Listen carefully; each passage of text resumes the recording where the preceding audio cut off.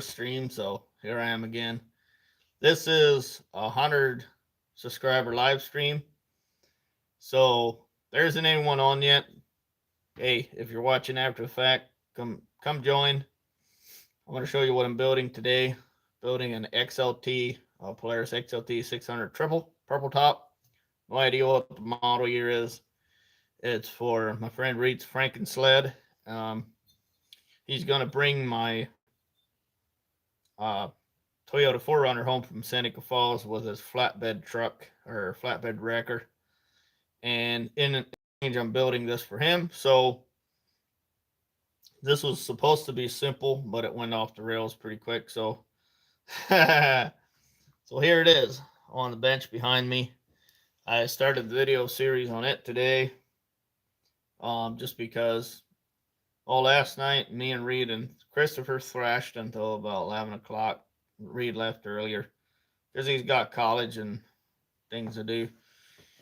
So me and Chris soldered on. We tried to have Chris hold the block, and then I would try and start the rings. That didn't work, so I tried using a hose clamp to hold the rings, and then that didn't work. So I tried to put the pistons in and insert the wrist pins, so that didn't work. And then we ended up over here on the bench. So we tried 3 different things for 6 hours, and then spent another couple hours, 4, 5, 6 hours today, washing the block, washing the chassis, getting the engine out.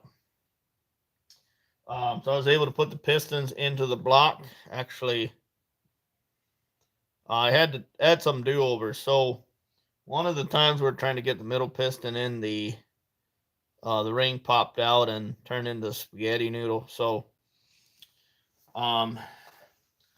Reed had some parts on limited rings, so I made those fit. They were way too long, so I had to cut them down and re-notch the notch. And well, I got them to fit, got up to 18 to 20 thousandths. And then that was last night. So when I came back here today, I realized, well, I'm getting ahead of myself. So I put the parts on limited rings in, the ones I modified to fit. And later on, one of those hopped out and turned to spaghetti. I was able to straighten it out, and it was fine. So this morning when I came in, or noon or whenever, I'm like, oh yeah, you know what? This is kind of stupid. If I could straighten out the factory rings that were with this set, that'd be smarter. That way all the rings are the same, and their tension, they actually fit. They're already gapped. They're all the same rings, same pistons. So it's supposed to be a D&D recast cylinder head with a D&D pistons and rings. It was installed on somebody's snowmobile, and Reed bought it secondhand. So it was at his mom's house. So a friend of his stepdad, if that's important. So he got Vertex gaskets for it. So I straightened out the D&D rings and put the D&D rings on the pistons, put them back in. Now I'm sanding the cylinder head a little bit with sandpaper, getting the surface just perfect, nice and flat. So this cylinder's ready to go in. I gotta clean the nose here where the O-ring sits, because that's a little nasty. So I've got a wire brush just out of sight here, and I'm gonna brush that. And we're doing the live stream upright. I don't know if there's a right or wrong way to do it, but come in and join me. Tell me what's wrong or right. The cylinder head's got a slight casting deformation. All right, so I got the cylinder head on. I Loctited the lower bolts. Well, first I oiled them and put them on, and then I was looking for torque specs for these, which are 20 foot-pounds. Call me to memory about that. So I saw something about Loctite. There were some engine numbers and stuff. I don't know what the exact model this engine is.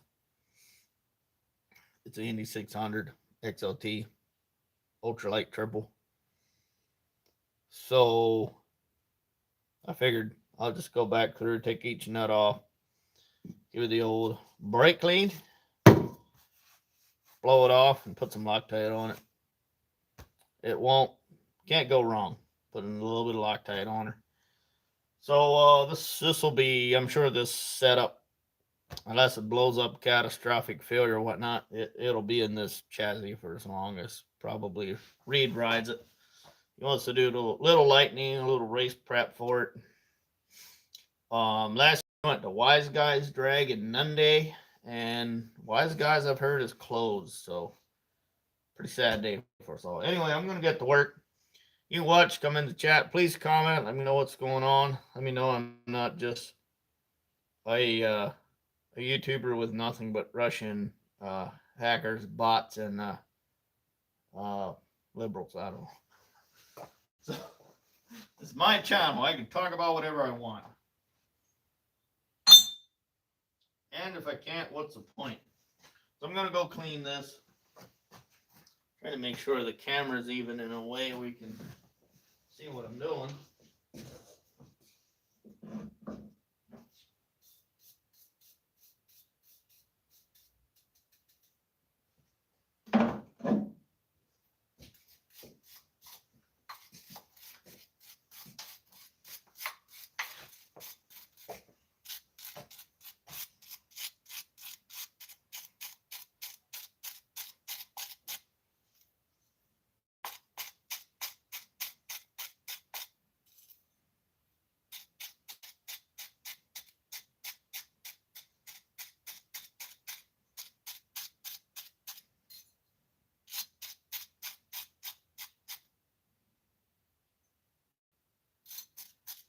Corrosion. Good old aluminum corrosion. So there's a scientist in the chat. Please tell me what aluminum oxide is.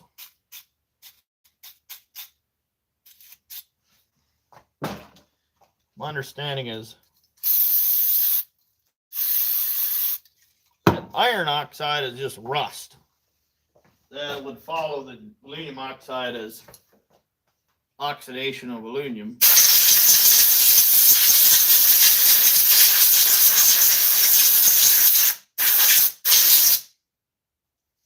Oh yeah. I'm also using air, so the air compressor will come off and on. So if it's on, I'm not talking to you. I refuse to.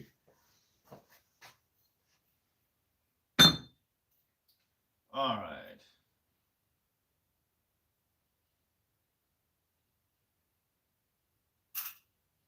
This says up and exhaust. So that would mean that cylinder head probably goes on the far side. I've got a few more cylinder heads. I'm going to bring them over and we'll start doing what we do. Sanding the head flat, getting her clean, getting some bolts started.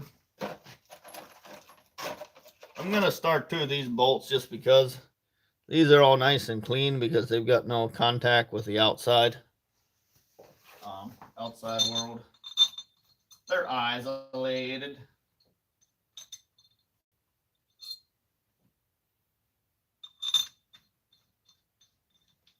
It might be in a cult too, who knows?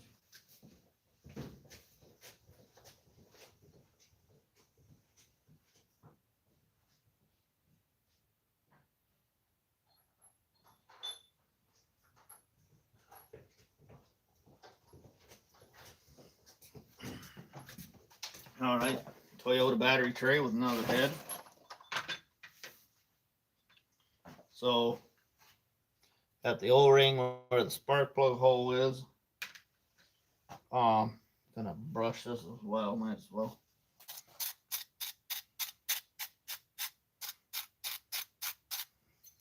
There's a little bit of filthiness on top of the head, but not bad. I mean, you gotta imagine whoever's messed with those motors probably done their fair share of abuse. Reed bought the sled or traded the sled last winter, so this is his first season actually having cared for it. So that's pretty clean. I'm going to go over here and start sanding.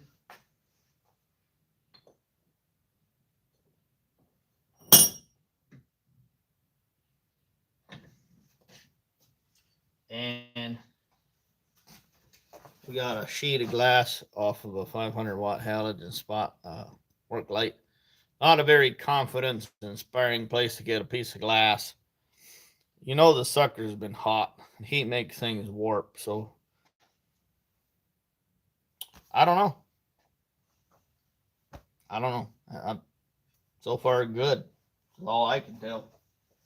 Um, if for whatever reason this all went south, I'd probably get another piece of glass cut from the hardware store, bet in there, and that'd take care of that, I'd hope. So all I'm doing is trying to get the gasket material off of here. There's a thin paint-like layer on here, and that's basically what's left on here. So we're going to go until it's nice and even and flat.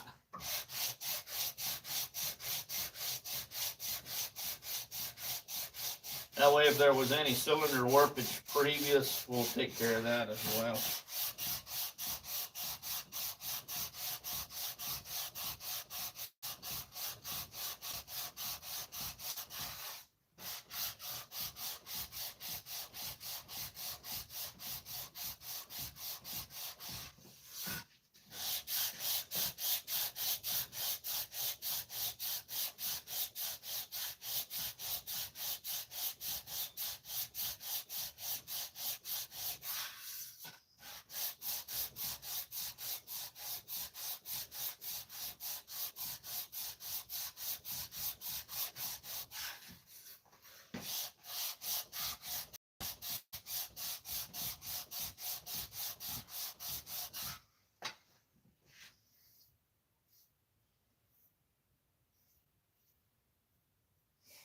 Looks like we've got a shadow here still, right underneath the,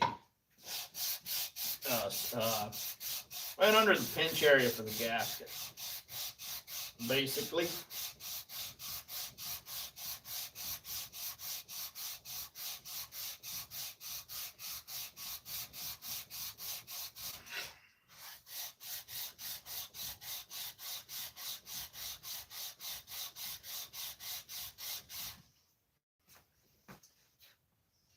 Our shadow is disappearing slowly.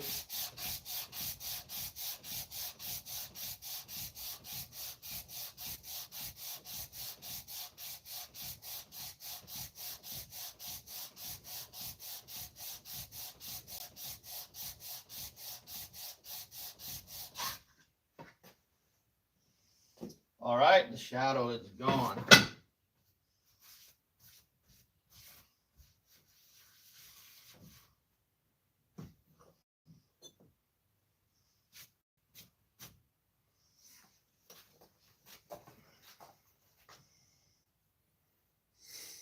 Nothing left but a perfect machine finish. I love it.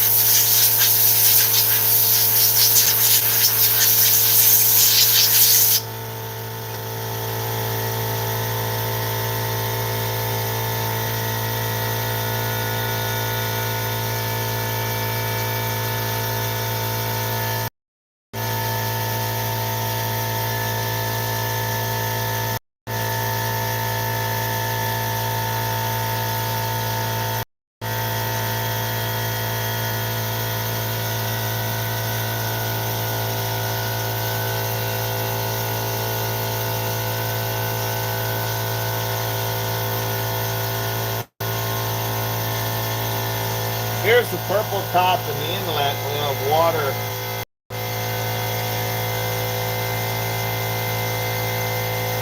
moving out in either direction. Seems like.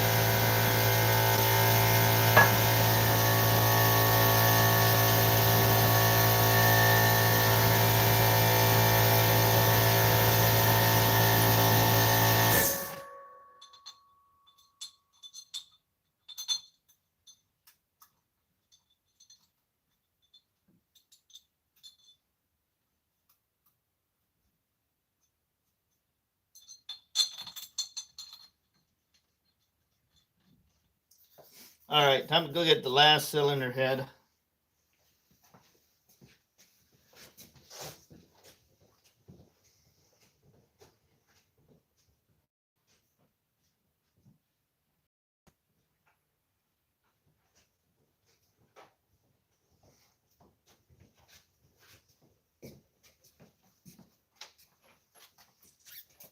All right.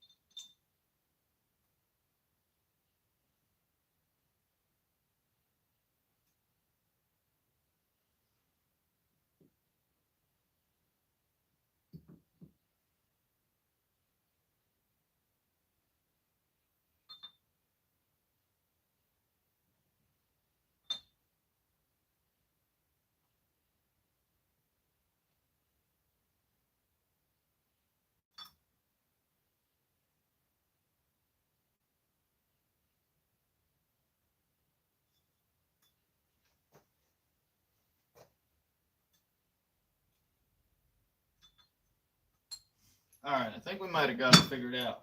They're actually marked. They're marked C for center, M for magneto.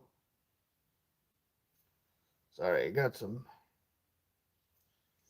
carb cleaner in the corner of my eye. That stuff hurts. So it's marked magneto, PTO, and center.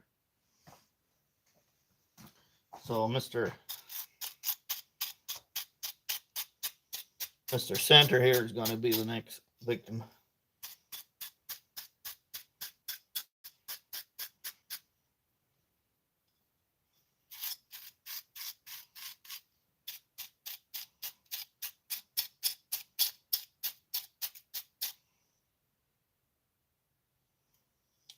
So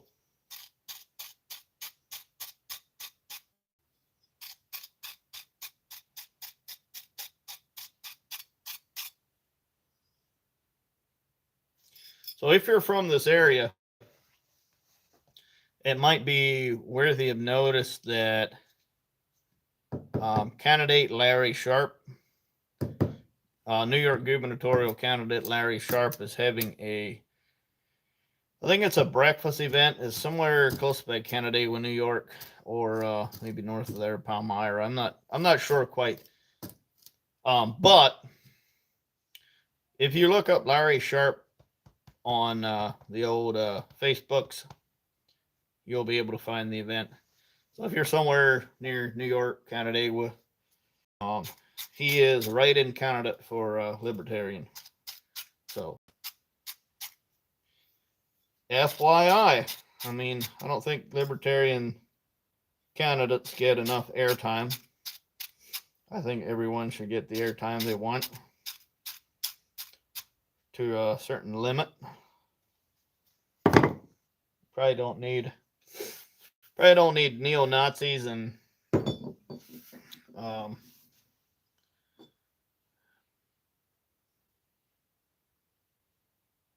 Satanists, and I don't even know where this could go. But the point is, there's probably not enough room for everyone, but there should be more. There should be enough room for Democrats, Republicans, and a couple alternative parties. And I think I think the libertarians have some pretty radical ideas, and I'm young enough and crazy enough to think that that might help. That might actually get us somewhere. So I think the party system is just playing the voters one against the other. You vote one way or the other, you still get nothing. That's my opinion, for what it's worth. But if you wanted to know or not, now you do. So I can see bandsaw marks on this side. Man, that looks like a bandsaw mark. It's over here. So I assume it goes in between and it kind of channels the water back and forth through the head because it enters in a central location. So it kind of needs to go from the middle outward. Anyway, we're going to sand this and start torquing some bolts.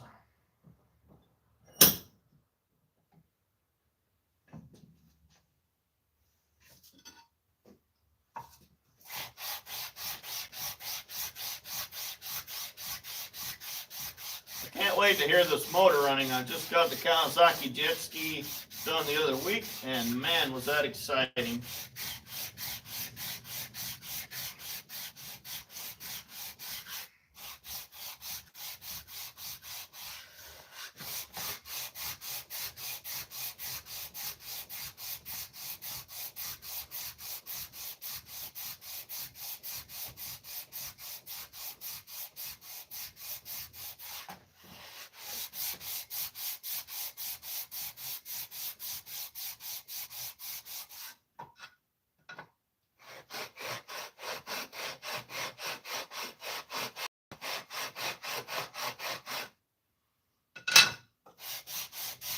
Wow, that 80 grit's rough.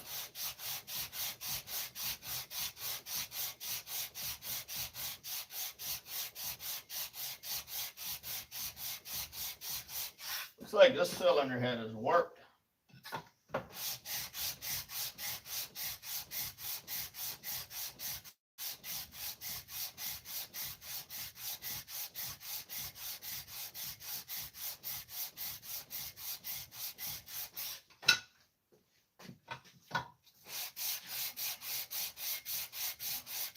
Looks like it's coming out though.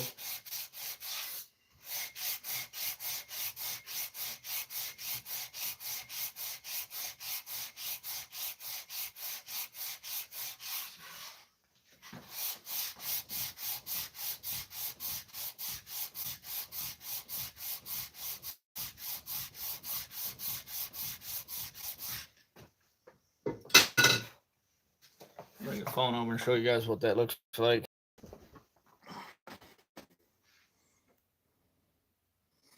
This area here has got a little bit of a shadow to it. And over here.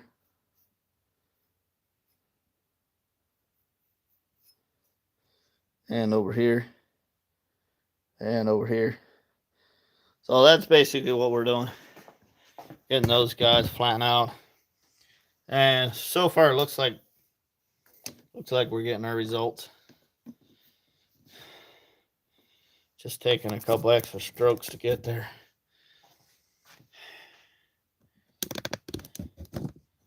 That, my friends, is not a sex joke. Even though it could be.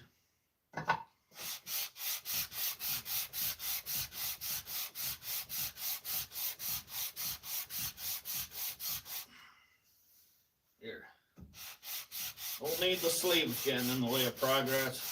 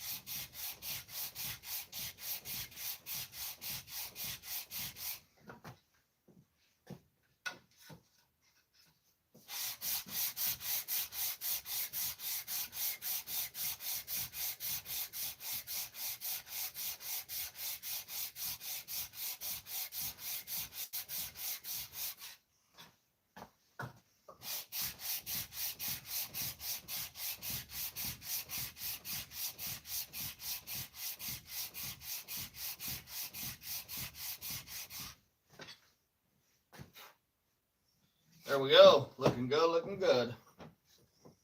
Man, the machine work. It's eye candy.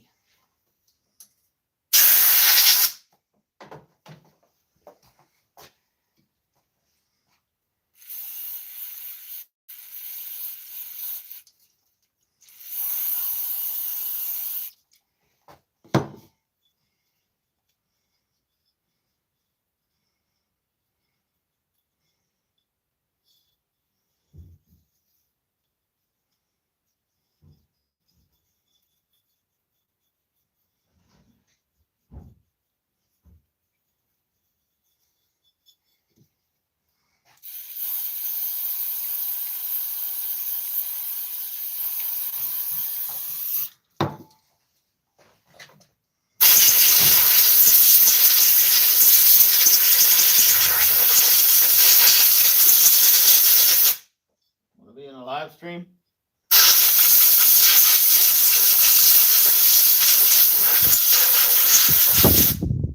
Come over here. I want to tell you something. What? We hit 100 subscribers today. No, did we really? Way to go. Winner, winner, chicken dinner. There you go. Winner, winner, live stream with no watchers. Are you serious? Yeah. So far, nobody's come on. I actually did a 30-minute one and then deleted it and then turned it around, turned it up right. Oh. Doing it again. Just for fun. Very good. Cool, we'll let this one on. The hard work paying off.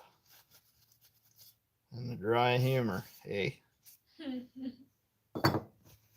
I feel like there's silicone on the head. Some weird. It's so sticky and gray. Ugh. This is not coming off with brake cleaner either. So, Mr. C over here goes in the middle. He's a centrist. Centralist.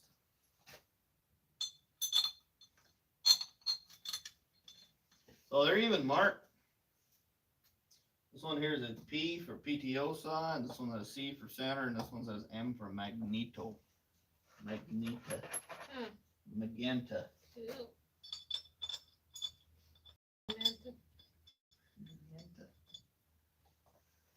All right.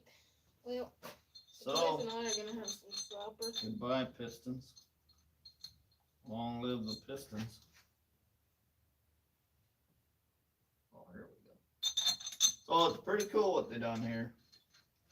You have this purple top. See the little veins for the water? Mm-hmm. So the water comes in here and goes, spreads out across the cylinder head, and then goes down these holes. Here's a hole, here's a hole, here's a hole, tiny hole, littler hole, smaller hole, tiny, tiny, tiny, big hole. And that just covers everything. Nice. Pretty mint. It without having to do an intricate casting, they're getting customizable water flow. Cool. Whatever that's. All right, I gotta go for the boys. All right, I'm probably at half hour. Oh, 29 minutes, 37 seconds. Better than a stopwatch.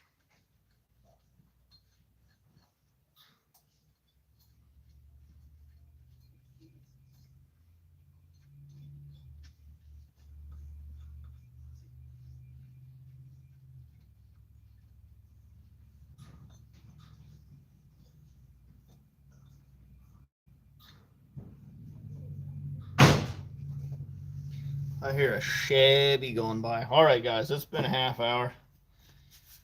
And in closing, let me tell you a funny story. So if you've been on the channel long enough, I'm sure you've seen the white church buildings just down the road. There's often deer down there, and usually nobody during the week, unless somebody's mowing the churchyard. Usually Saturdays or Fridays, toward the weekend. So last night, me and Chris were working here, and we heard a truck stop. He got curious and stepped out.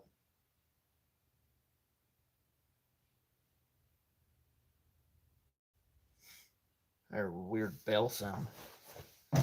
So he got curious and stepped out. I saw the truck sitting down by the church on the road, lights out. I think I had the marker lights still on. Well, you could see it. They were trying to hide because the lights were out, but you could still see the truck because the marker lights were on, the orange ones. So he's like, hey, somebody down there. Probably just some driving Mennonite kids screwing around, trying to find somewhere they can hunt without asking permission. Or a neighbor shooting coyotes or woodchucks. Woodchucks are probably aren't out at night. Fox, I don't know. Probably some guy just doing some shooting, varmint hunting, whatever. I don't really care. Our gun rights are going away so fast that I don't want to be the guy to call a cop on somebody else, because maybe someday I'll need to shoot a deer to feed my starving family, and I don't want anybody to call a cop then, so I'm not going to do it now. Unless they're shooting at a house or a person, then that's a whole different thing. But there's no one at the church, and it's in the woods, so there's probably some stuff to shoot down there. So anyway, I saw the truck. I'm like, oh, okay, people down there got the lights out trying to hide. That's funny. I'm like, here, let me get my big light. So I got the double work light one with the little 6-inch strips, 6-inch light bars. It's really bright, but it doesn't shine far. I'm like, yeah, it's fine. I'm not trying to shine at them. I'm just trying to make it very obvious that somebody is up here with a light. So I walked out with the light, flicked it on, and the truck starts up, shifts in gear, and just pins it out the road. Lights come on, and it's gone. I shine at him some more. I'm like, there you go. Scared him good. So I'm like, it'd be fun. Just go and run after them, see where they go. Go down and talk to them. They're probably from Gorham, or I saw which way they went. They went toward Gorham.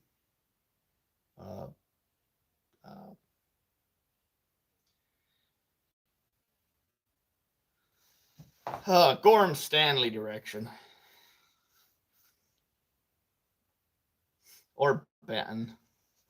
I thought it was like a 2010 Chevy 2500 with a square headlights. That's what I thought it was. What it looked like. Sounded like a Chevy. I don't suppose they'll be back again.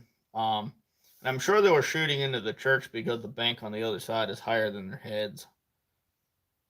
Unless they're really shooting up into the air, which wouldn't be so very smart. But yeah, it was a pretty good rifle too. But yeah, they can live their life and do their thing. They shouldn't be shooting on other people's property, and they shouldn't be shooting besides church either. So hopefully they don't do that anymore, and hopefully that'll give them a little bit shot across the bow, not to shoot around our house. So anyway, guys, that's our little funny story from last night. We were working on this XLT 600 motor up until the night there, and we had a good time. We got some pizza out. Christopher brought us some soft drinks, and Reed helped. So I'm going to try and get this motor covered up. It is pretty well along. I could put the exhaust on. I'd like to do the manifold. And go to bed. I've had enough. It's been a very long weekend, and pretty long week so far. And some of the work I was planning didn't happen, but other work, specifically this, is taking a lot of time. But if this snowmobile runs healthy all winter long, that's the idea. If I have my name on it, I want nothing but good reviews. All right, guys, thanks for watching. Hey, I see one person's on. Who are you? Give me a comment. Oh, so just hanging out, working on the Polaris XLT 600, and hopefully we can race it a little bit this winter. We were hoping to go to Wise Guys, but Wise Guys is closed, so I'm not sure where we're going to go. Reed might be thinking about going to Turin, where we stayed last winter and did some snowmobiling, because they actually have a hill climb race in Turin. So I'm not sure what's going to happen. He wants to do some lightening up. The sway bar bushings are shot, so he's in welding at college, so he might have access to some big blocks of aluminum, and maybe we can replace the broken plastic bits with some soft aluminum and make the cornering and handling for this chassis as good as it can be. Between my black 600 Liberty Twin and the red 600 Pro X Liberty Twin, the red one is a very high mileage sled, but somehow the sway bar has zero play in it, and it corners on rails. The black one is worn and doesn't corner; it'll just roll right over. So I did ride Reed's last winter, and it didn't too. It didn't. I didn't. I didn't throw it around too much. We were checking the front shocks. The oil's all leaked out. I think it just rebounds. There's no shock. There's nothing. There's no shock work going on in there. It doesn't shock. It just springs. And I did ride it home last winter, and I was trying to bounce the front end up off of the whoops in the trail, and it it didn't really bounce. So we were measuring the front shocks for replacements, and they're actually longer than the Pro X shocks, oddly enough. So that's blows my mind.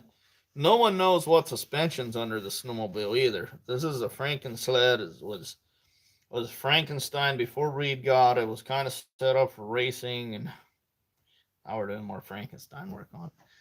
Anyway, guys, that is long overdue. Thanks for watching. I think I'll post this. Let everyone know we're doing a live stream. We hit 100. 100. If that's years of age, that's a big thing. But 100 subscribers, we're only getting started. So thanks for watching. We'll see you in the next one.